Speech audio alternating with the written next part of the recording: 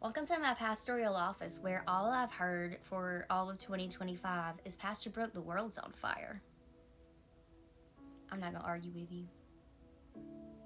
I know it's felt like this 2025 has been going on for 42 years. I know. And I know that there's a lot that you're thinking about. And when the atmosphere is so wild in the world, it makes the atmosphere of your personal space harder. And I wanted to just alert you that the devil is going to use that to his advantage. So try not to let him. Here's what you can do right now to feel better where you are. Let's focus on getting a good bath at least every 2 days, right? Sink in it. I don't mean just a quick washer, okay? I mean get in that bath, relax, get out your favorite lotion. Nothing feels better than getting in bed clean and with lotion on and sinking into the covers. 2, focus on what you can control. Because if you think about it, there's really not much that you can control. 3, when you go to bed at night, imagine putting everything you can't control in God's hand. Like visualize it. Maybe it's your kids and you're picking them up like this because the world is insane. Or maybe it's a little orange man. Or maybe it's your boss. Or maybe it's your spouse. Or maybe it's all of the rest of it. Just imagine giving it to him. You can't do nothing else. And then encourage somebody else. You don't got to do it today. You can do it tomorrow. Make it a point to make the world a better place every day. We might not know what's going on in the world. And as a pastor and a journalist, I can double down and say, what the hell? I understand. I don't know either. But I do know that the Lord has not failed us this far. I also know that this is a family business for me. I'm just the first woman pastor. So my grandfather and my great-grandfather and my great-great-grandfather probably all sit in their office and talk to people about how the world was on fire. During the Holocaust, the world was on fire. During the Great Depression, the world was on fire. During Vietnam, the world was on fire. And I can't imagine what it was like pastoring when the world was on fire. But here I am pastoring with the world on fire. And here you are living life with the world on fire. And you're leading all your own things. And your life in itself is a shepherding role. Mother, father, sister, brother. And you have an opportunity to point people to Jesus right now more than you ever have. Not to hit them in the head with your Bible, but to show them the peace of a loving God. To show them the peace that surpasses understanding. People ask me when I'm not talking about God why I'm so peaceful. What is it about me and my voice? And I just wait for them to figure it out. Because they always do. It's always God. It's not me. It's not my southern voice. It's not my maternal way, even though I have those things. It's Jesus. That's what it is. Use this time. Be a friend. Be a friend to people who are having the hardest time when the world is on fire. Be a friend. Don't turn your back on people. Be a friend. Offer counsel to somebody that don't have it. Offer a kind word to somebody who don't hear it. Offer peace to somebody who's afraid. If you've ever had a good time to be on fire for God, it's when the world is on fire. It's a different kind of fire. That fire is scary and it looks like it's burning everything to the ground. But when I think about being on fire for God, I think about Shadrach, Meshach, and Abednego. They threw them in the fire because they wouldn't bow down and worship another God, which is kind of what the world feels like today because there's so many things that you could worship right now. They throw him in there and he said, whether or not God shows up or not, he'll be with us, whether he saves us or not.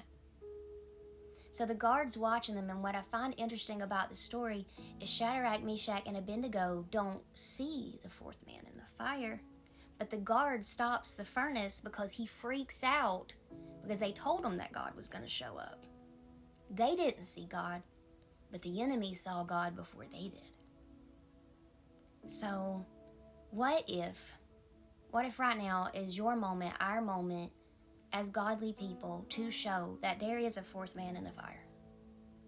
What if it's our time to be at peace? What if it's our time to show people what it looks like when everything is on fire and we're at peace.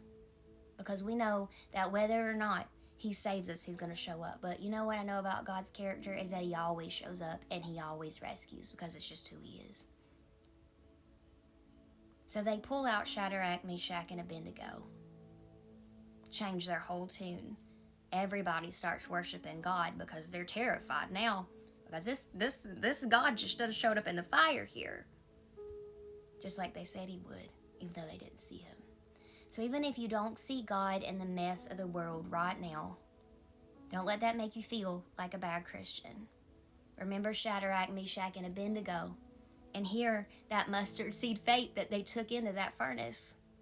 And even though they didn't see it, it's not always you that needs to see God in your fire, it's somebody else. And maybe right now, your testimony is part of being alive in this crazy world. Maybe part of my testimony is pastoring in this crazy world. Would I like to be one of those pastors on TV where they always have an answer for everything and everything always works out and, Salah? Yeah, sure. But that has not been what the Lord called me to. And it don't look like it's what he called you to either, Esther, because for such a time as this, we're here. But here's what I know, is that the character of the Lord never changes. Take care of yourself. Take care of each other. And keep serving the Most High. Because people are going to see that. And they're going to see that in you. And God is going to work through you. And miracles happen when things look the bleakest. Think about Lazarus. He could have showed up with healing. Wouldn't have been a bad idea. But Jesus wanted to bring him a miracle. And it took 4 days. And if you put it in a whole different perspective of really truly knowing who Jesus was, and they didn't really fully understand it yet. In hindsight, I would imagine that Lazarus told everybody that story. Jesus loved me enough to give me a miracle. He healed a lot of people. But Lazarus was his friend. And I believe he saved Lazarus for last. And he was passing everything by. And they wondered why he didn't just hurry up and come on, because they knew him. But I really think it's why he did it the way he did, because he wanted Lazarus to have a good story. That's a story not many people could tell. Jesus healed me, and that was a lot of people. Lazarus said, Jesus raised me from the dead. Maybe the Lord has given you a testimony that you can't be protected from. A friend told me that this week, that we can't protect people from their testimony because the Lord has a purpose for them, just like he did us when we were in our darkest space. So as this world feels dark, be encouraged that you are the light of the world. You are a city on a hill. And you're not going to mess this up. And neither am I. We're in this together. If you need me, come see me in my office. And if you don't know that, I'm praying for you. And also, I am following my own advice of self-care with a heating pad and a lower back massager. I'm also 40, so that checks out. I love you. God bless you. It's going to be okay. My team and I are praying for you. We care about you, and we want to know that you're doing well. If you need anything, you can find us at prayerteam@Brookekeithministries.com. You never have to come in to get prayed for. We just want to help you as much as we possibly can. All the best and all the love. Have the best day. The world is on fire, but it's going to be okay. Might even be a miracle in it if you wait long.